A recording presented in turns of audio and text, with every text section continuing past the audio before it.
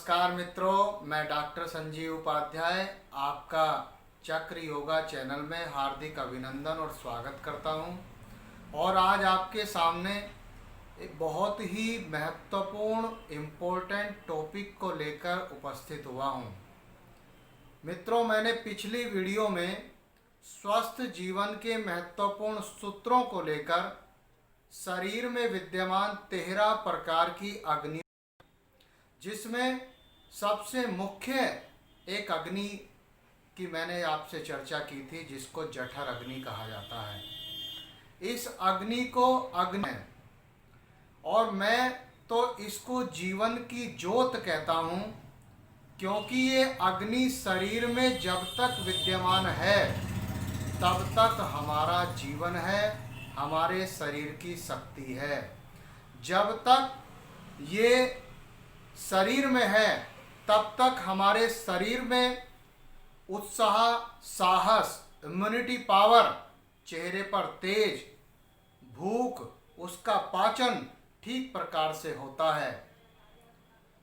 त्रिदोष का संतुलन ये अग्नि करती है, भोजन का अच्छे से पाचन करती है, आपके मेटाबॉलिज्म सिस्टम को ठीक रखकर आपको अनेकों गंभीर रोगों से बचाती है। मित्रों, आयुर्वेद में इसीलिए कहा गया है कि अग्नि रक्षति रक्षिता, अर्थात सब कुछ छोड़कर विशेष रूप से आप इस अग्नि की रक्षा करें तो ये अग्नि आपकी रक्षा करेगी। जो अग्नि की रक्षा करता है, अग्नि उसकी रक्षा करती है। जठर अर्थात स्टमक, इस स्टमक के अंदर जो अग्नि है, जो हमें भूख का एहसास कराती है, उस अग्नि को आयुर्वेद में जठर अग्नि कहते हैं और अंग्रेजी में उसको डाइजेस्टिव फ्लेम कहा जाता है। बहुत सारे लोगों को आपने कहते हुए सुना होगा कि हमें खाना खाते के साथ ही शरीर में, पेट में भारीपन होने लगता है, गैस बनती है, एसिडिटी बनती है और पेट में गुड़गुड़ की आवाज़ आती है। बहुत सारे लोग कहते हुए ये देखे जाते हैं कि हमारा खाना 2-2, 3-3 घंटे यहीं रखा रहता है, नीचे नहीं हजम होता। बदहजमी की शिकायत अनेकों लोगों को होती है और पेट ही सब रोगों की मूल जड़ है। पेट रोग अगर है तो शरीर के अंदर टॉक्सिन्स रुकेंगे, टॉक्सिन्स बनेंगे, शरीर के अंदर ट्राइग्लिसराइड बनेगा, शरीर के अंदर एलडीएल वीएलडीएल बनेगा, जिससे आपके शरीर की सारी क्रियाएं प्रभावित होंगी। शरीर में अगर विष का निर्माण होता है तो वो निश्चित रूप से रोगों को, गंभीर रोगों को पैदा करता है। आपको अगर खिचड़ी बनानी है और आपके पास आलू, मटर, दाल, चावल आदि खिचड़ी बनाने की समस्त सामग्री मौजूद है, उपस्थित है, लेकिन अगर आपके पास अग्नि नहीं है तो क्या आप खिचड़ी बना पाएंगे? नहीं। इसी प्रकार ये अग्नि, जब हम भोजन करते हैं और भोजन का जब वो रस बनता है और पक्वाशय में जाकर अग्नि अगर दुर्बल है तो वो भोजन अच्छी प्रकार से पक नहीं पाता, वो रस कच्चा रह जाता है। और उस कच्चे रस को आयुर्वेद में आम कहते हैं। आम अर्थात कच्चा रस। यह एक कफ की तरह का एक पदार्थ होता है जो विष की तरह शरीर में कार्य करता है और गठिया रोग का मूल कारण बनता है। यदि शरीर के अंदर इसी प्रकार मंदाग्नि की स्थिति हो, आयुर्वेद में मंदाग्नि के विषय में कहा है कि सर्वे रोगा मंदाग्नो, अर्थात मंदाग्नि ही ये अग्नि जब मंद पड़ जाती है, ये ही सब रोगों का मूल है। ये कच्चा रस, आम रस वात के साथ मिलकर पूरे शरीर में फैलकर गठिया रोग का मूल कारण बनता है। इसके साथ साथ शरीर के अंदर बवासीर, मोटापा, हृदय रोग, शुगर आदि महागंभीर व्याधियां जन्म लेती हैं। बंधुओं, मित्रों, ये मंदाग्नि, अग्नि मंद किस कारण से होती है ये भी जानना आवश्यक है। जो लोग अपने जीवन में ये नहीं जान पाते कि किस पदार्थ को खाने से शरीर में लाभ होगा, किस पदार्थ को खाने से शरीर में हानि होगी, ये बहुत आवश्यक है जानना। जो निरंतर अपोजिट फूड का सेवन करते हैं, आयुर्वेद में उसको विरुद्ध भोजन कहा जाता है। दो अमृत तुल्य पदार्थ होते हुए भी यदि वो एक साथ खाए जाएं तो कोई पदार्थ मिलकर के विष का कारण बनते हैं।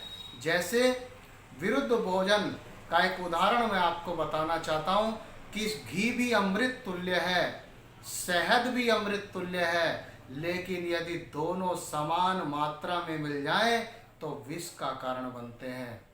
इसलिए विरुद्ध भोजन करने वाला व्यक्ति, मैं विरुद्ध भोजन की विस्तार से व्याख्या अगली वीडियो में आपको बताऊंगा कि विरुद्ध भोजन से शरीर में क्या क्या नुकसान होते हैं और किस पदार्थ के साथ कौन सा पदार्थ हानि करता है।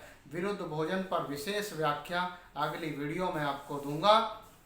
उसके साथ जो व्यक्ति बिना भूख के भोजन करता है, भूख नहीं है लेकिन फिर भी खा रहा है, जो व्यक्ति बिना भोजन पचे तो उस दोबारा से भोजन कर लेता है। हम सुबह घर से खा कर के निकले और ऑफिस में जाते हुए, मित्र के पास जाते हुए हमें समोसे खाने को मिल गए, कचौड़ी खाने को मिल गई, हमने वो भी खा ली, ये निश्चित रूप से शरीर में जाकर व्याधि ही पैदा करेगा।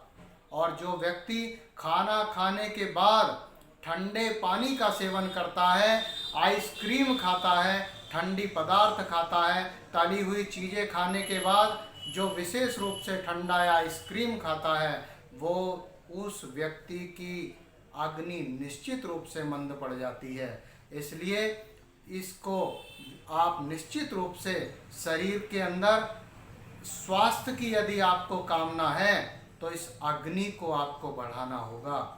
इसको बढ़ाने के आयुर्वेद में क्या उपाय हैं मैं आपको बताना चाहता हूँ।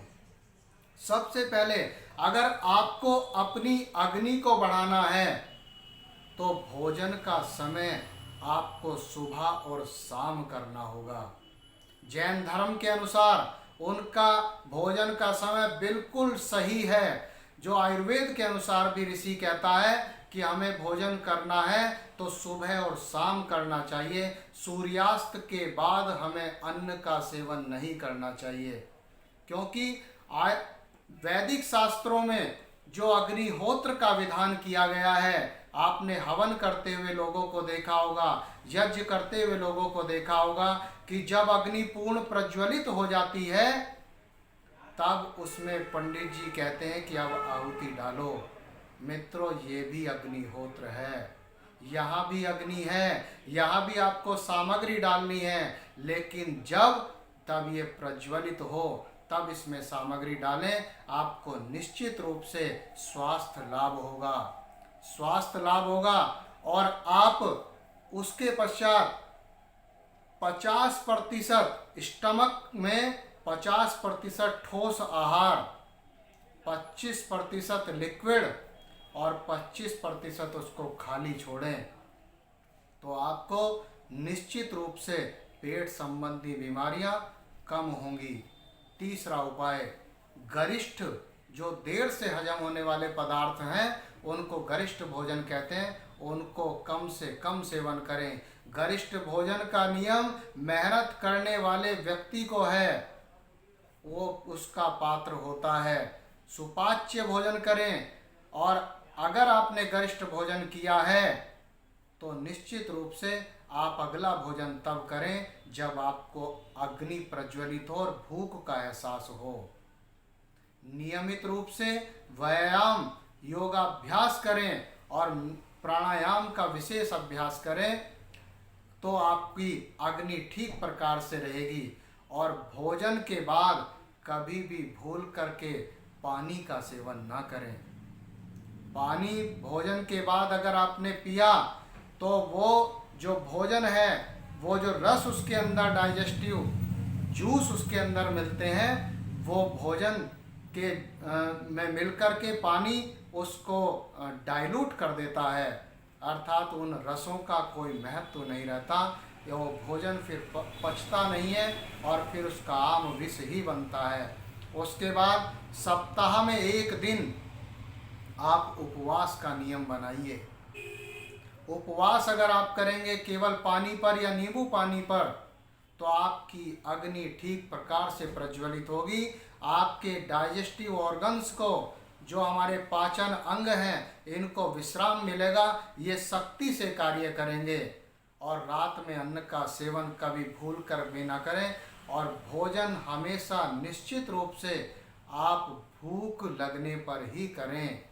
और जिन लोगों को भूख कम लगती है, भूख का एहसास कम होता है, वो भोजन से पहले अदरक थोड़ा सा काट कर उसके साथ सेंधा नमक का सेवन करें। अग्नि को बहुत जल्दी प्रदीप्त करता है। पर मित्रों, मैं आपसे निवेदन करता हूँ कि आपको अगर स्वस्थ रहना है, 100 वर्ष स्वस्थ जीना है, तो आप निश्चित रूप से नियमों का पालन करें। आप अग्नि को विशेष रूप से सम्मान दें, अग्नि का पालन करें, इसकी रक्षा करें। ये आपकी निश्चित रक्षा करेगी। आपको इतना ही आज इस वीडियो में मुझे बताना था।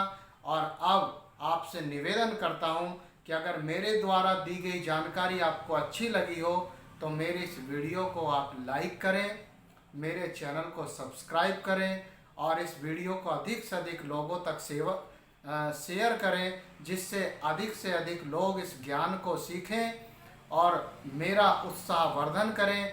आप सभी का, मित्रों का बहुत बहुत हार्दिक आभार। धन्यवाद।